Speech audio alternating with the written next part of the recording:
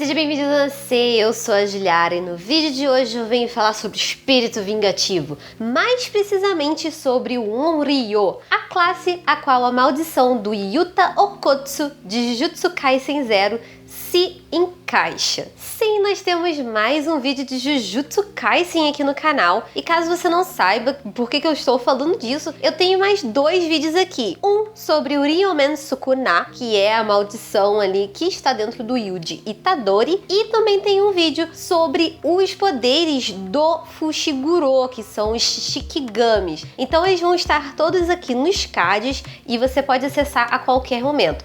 E eu também vou deixar aqui na descrição do vídeo para ficar mais fácil caso você não consiga acessar aqui nos cards. E se você gosta desse tipo de vídeo falando sobre curiosidades do mundo dos animes, eu te convido a se inscrever aqui no canal nesse exato momento, aproveita agora, e caso você já seja inscrito, não esquece de deixar seu like aqui embaixo porque vai me ajudar muito aqui no YouTube. Então bora lá falar sobre o Onryo. No dia que esse vídeo está indo ao ar, já teremos a estreia do filme Jujutsu Kaisen Zero aqui no Brasil. Tivemos um probleminha aí de que o filme sairia em março, mas ele acabou sendo adiado para o dia 28 de abril. Então eu tô soltando ele uma semaninha antes da estreia do filme. E antes da gente falar sobre o Onryo de fato, eu acho importante a gente relembrar sobre o que é Jujutsu Kaisen Zero. Esse aqui é o capítulo 0 do mangá de Jujutsu Kaisen, então é um prequel do que a gente está assistindo lá no anime. E aqui em Jujutsu Kaisen nós acompanhamos o Yuta Okkotsu, e os acontecimentos da história rolam 6 anos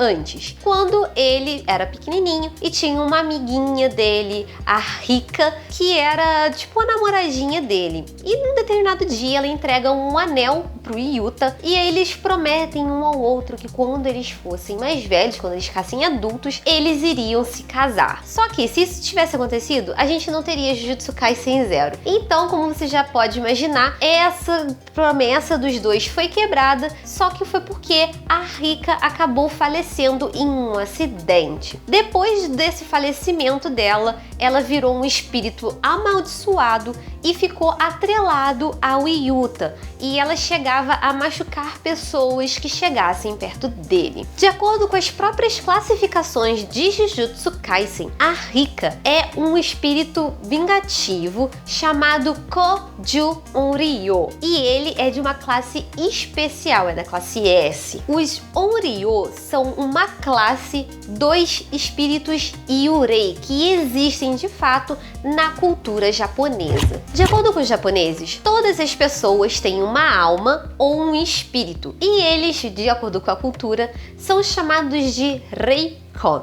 Quando uma pessoa vem a falecer, o Reikon dela sai do corpo e vai para um lugar parecido com um purgatório. Ali ela fica aguardando o seu funeral. E aí existem as cerimônias de funeral e tudo mais, a qual o corpo da pessoa é submetido. Só que o que acontece? Quando existe algum problema com isso daí, os ritos não foram respeitados, ou a pessoa foi brutalmente morta, ou ela acabou falecendo de alguma maneira muito brutal, ou se alguém tirou a vida dela, ou se ela mesma tirou a própria vida. Então existem algumas coisas que são propícias a perturbar o espírito daquela pessoa, perturbar o Reikon daquela pessoa. Inclusive, existe um negócio de emoções muito fortes. Às vezes aquela pessoa faleceu com muita raiva, com muita amargura, ou até mesmo com um amor muito, mas muito potente. Então assim, quando esse tipo de coisa acontece, quando a pessoa não vai embora em paz, o Reikon dela fica preso ao mundo terreno. Então ela tem que falecer em paz, tem que deixar a terra na maior paz ali, para fazer com que o Reikon se torne um dos protetores da família. E como eu falei, o Onryo é uma classificação de Urei, que é um espírito vingativo. Na verdade, os Yurei são espíritos de uma maneira geral,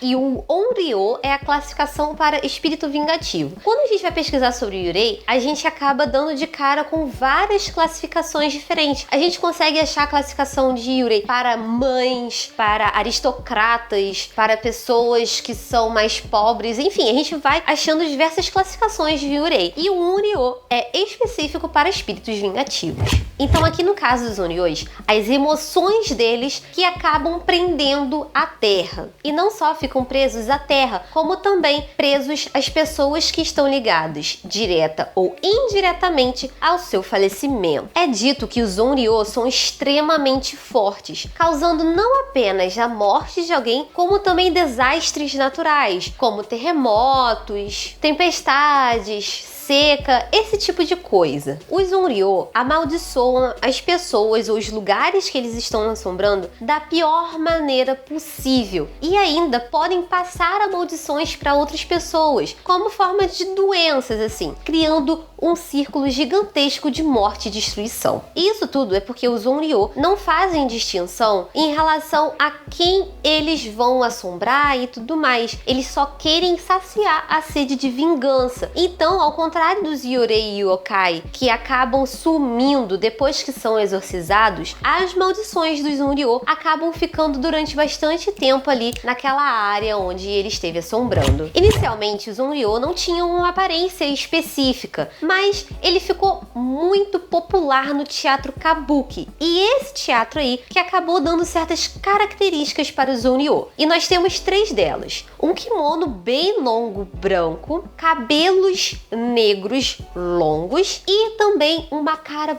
bem pálida. Porque no teatro eles acabavam pintando de base branca o rosto para dar aquela aparência meio assustadora. Só que o rosto foi uma coisa que acabou sendo modificada com o tempo, podendo ser uma cara distorcida ou até mesmo desfigurada, porque o Onryo acabou saindo do teatro e indo para outras mídias. Um dos maiores motivos para essa modificação aí no rosto dos Onryo foi por conta de uma história que ficou muito comum, muito popular lá no Japão, da Oiwa. Essa jovem foi brutalmente desfigurada e teve sua vida levada por conta do seu marido e os capangas dele. Essa história em específico é contada no filme The Ghost Story of Yotsuya, de 1959, que você consegue achar aqui no YouTube. Inclusive, eu vou deixar o link do filme aqui na descrição, caso você se interesse em assistir. Essa história aqui é uma adaptação de uma peça do teatro Kabuki que foi performada pela primeira vez em 1825. Reza a lenda que, assim como Hamlet de Shakespeare, as maldições das histórias acompanham aqueles que a recontam, com eles sofrendo com ferimentos até a morte. Então é costume lá no Japão de que produtores, atores, a galera que está envolvida com uma nova adaptação do conto de Yotsuya visitem o túmulo de Oiwa lá em Tóquio, para poder evitar que qualquer coisa possa acontecer em set. Então eles pedem a bênção dela para poder contar a história dela. Por mais que um Onryo pareça ser impossível de derrotar, existe sim uma forma de fazer com que ele suma de vez, que é apaziguar o espírito. E obviamente a melhor forma de se fazer isso é trazer justiça ao que foi feito à pessoa antes dela ir embora. Existe uma história muito popular falando exatamente sobre isso, que é a história de Sugawara no Michizane. Essa história é lá do século IX e é dito que Sugawara foi exilado e acabou falecendo de uma maneira que ele não existisse na história. Depois de um certo tempo, começaram a acontecer diversas tragédias no lugar de onde ele tinha sido exilado. Até que um dia, um adivinho determinou que o motivo de tudo aquilo estar acontecendo era porque o espírito de Sugawara estava irritado, estava querendo vingança. Então, para poder dar um jeito nisso tudo, fizeram um santuário shintoísta em memória de Sugawara e restauraram seu registro oficial, fazendo com que o espírito se apaziguasse